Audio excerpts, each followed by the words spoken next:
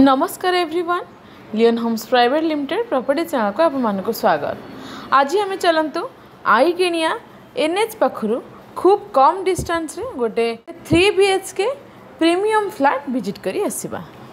नमस्कार, Khordha Bhubaneswar national highway रो AIIMS hospital छकरू आमे left को गले एम्स हॉस्पिटल को रास्ता स्ट्रेट गले towards Khordha. Right hand side रे नेशनल हाईवे रो ओवरब्रिज आमे सर्विस रोड रे जाउचंती हमर डेस्टिनेटेड प्लॉट आड़ को। यही एम्स हॉस्पिटल छकर राइट हैंड साइड रे आईगिनिया स्क्वायर एंड आईगिनिया छकर आगरे रोची पात्रपड़ा। से पात्रपड़ा पहुँचबार पूर्वर बा फास्ट फ्लाईओवर जो अच्छी आमे से फ्लाईओवर रु राइट हैंड साइड रे हमर डेस्टिनेटेड प्लॉट आड़ को जीवा। लेफ्ट हैंड साइड रे Patrapada developed area and right hand side Phuleswari area कहले समस्ते जानती।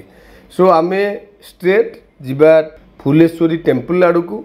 यही रोड टी फुलेश्वरी टेम्पल देकी कलिंग विहार शिव मंदिर छक पाखे जाइए ऑलरेडी पहुँची जाइए। यही रोड को बेस करिकी आपण माने जदि जानी थे जगन्नाथ बिल्डर बहुत बड़ प्रोजेक्ट स्टार्ट करथिले and fast developed area Jagannath builder कर ही एपटे होता। एनीवे राइट हैंड साइड रे रहिला हमर आर्य स्कूल ऑफ मैनेजमेंट। आमे से आर्य स्कूल ऑफ मैनेजमेंट क्रॉस करू करू road T left hand side को जाइए एंड आमे से रोड को फॉलो करके आगु को जाउचंती। राइट हैंड साइड रे हमर जगन्नाथ अपार्टमेंट मु जो कहूली से अपार्टमेंट देगी आमे आईगिनिया श्रीक्षेत्र विहार को भी जाई परिबा। एठी बहुत बड़ बड़ अपार्टमेंट ऑलरेडी कंप्लीट हो सारी। ये देखंतु राइट हैंड साइड रे हमर डेस्टिनेटेड फ्लैट बहुत बड़ फ्लैट विथ अम्यूनिटीज आपण माने देखुथिबे बहुत गुडे ब्लॉक भी आ भीतर अछि। बट हमर जो डेस्टिनेटेड फ्लैट टी अछि सेटा हला ए ब्लॉक रे। ऑलरेडी फ्लैट रो फिनिशिंग वर्क कंप्लीट ही आसिलानी एंड आकु फॉलो करिकी फ्लैट बी सी ए सब भी काम चालू रही। अम्यूनिटीज विषय जदि आम कथा हवा फ्लैट भितर बहुत गुड़ाए अम्यूनिटीज भी बिल्डर देइचंती जेमिति फ्लैट रो डिजाइन एंड आउटर लुक्स आपण माने निजे देखि नियंतु। 3D डिजाइन रे आपण माने देखंतु looks is very attracted. Top view side view front view प्राय सब व्यू आम एठी पकई देइछु। आपण माने देखंतु जो रेड कलर रो मार्क हमर अछि ए ब्लॉक रे सेही फ्लैट आमर डेस्टिनेटेड फ्लैट। या भितर जदि अम्यूनिटीज रो कथा कहा जाए ताले आपण माने स्पेसिफिकेशन अम्यूनिटीज ये सब आम देइछु आपण माने देखि नियंतु।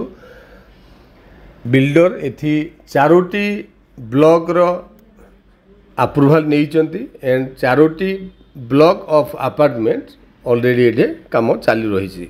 डेफिनेटली नेशनल हाईवे रु बहुत नियर बहुत बड़ सोसाइटी एंड प्रीमियम फ्लैट आपण माने इंटीरियर वर्क्स देखले भी जानी परिबे। चलंतु एबे हमर फ्लैट रो भीतर को एंट्री करिवा। देखंतु एंट्री करू करू हमर ड्राइंग रूम ए सोफा रो बैक साइड रे जो विंडो हमको दिसुची से विंडो रो बैक साइड रे बालकनी भी हमर ड्राइंग रूम को अटैच करगी अछि। इंटीरियर व्यू आपण माने देखंतु ऑलरेडी इंटीरियर फिनिशिंग वर्क ए सब हे सारिची। ए डेमो फ्लैट टी बिल्डर तैयारी करिसंती बिकॉज जेति की interior works furnitures washing machine TV fridge ए सब ऑलरेडी कस्टमर मान को दबा पई बिल्डर्स प्रोविजन रखिसंती। एनीवे आम ए ड्राइंग रूम रु डाइनिंग रूम को आसिकी पहुँची सारे। डाइनिंग रूम को बेस करिकी आमे तीनोटी बेडरूम पाइबा एंड ओपन किचन भी आमे आ भितर अवेलेबल अछि। देखंतु open kitchen row right hand side रे हमर स्टोर रूम हमर वॉशरूम एंड यूटिलिटी रूम भी आमे कहि परिबा। एठी वेंटिलेशन रो फैसिलिटी बहुत अधिक एंड गोटे स्टोर रूम भी एठी अवेलेबल। हमर से dining room row first bedroom को आमे एंट्री करिबा। देखंतु एंट्री करू करू आपण माने देखि पारुथिबे interior works and cupboard bed AC ये सब ऑलरेडी ओनर फिटिंग करी सारी। आमे दीटी ऑप्शन रे एठी फ्लैट नहीं परिबा जदि चाहिबा विथ ऑल फर्निचर्स आमे नहीं परिवा और नेकेड फ्लैट भी आमे एठी नहीं परिवा। फर्स्ट बेडरूम परे देखंतु हमर सेकेंड बेडरूम जेमिति फर्स्ट बेडरूम रो all interior works bed AC सब प्रोविजन थिला एठी भी आमे सेम फैसिलिटी पाई परिवा। एई सेकेंड बेडरूम को लागिगिरी हमर गोटे अटैच टॉयलेट भी अवेलेबल। सेकेंड बेडरूम परे राइट हैंड साइड रहिला हमर master bedroom. Master bedroom definitely दीटी बेडरूम टू स्पेसियस आपण माने रूम रो साइज लास्ट रे आमे देई दबो आपण मानको फ्लोर प्लान सेठी देखि परिबे। मास्टर बेडरूम रे वेंटिलेशन रूम रो size and interior works definitely अलगा बेडरूम अपेक्षा टिके अधिक। अटैच बालकोनी आपने देखिया को पाइबा। बालकोनी रो ठिया है बाहर रो व्यू आपण मन देखंतु very attracted and lucrative views from bedroom balcony. Anyway आमे एबे तीनोटी जाक बेडरूम बुली के ऑलरेडी देखि सारलेनी।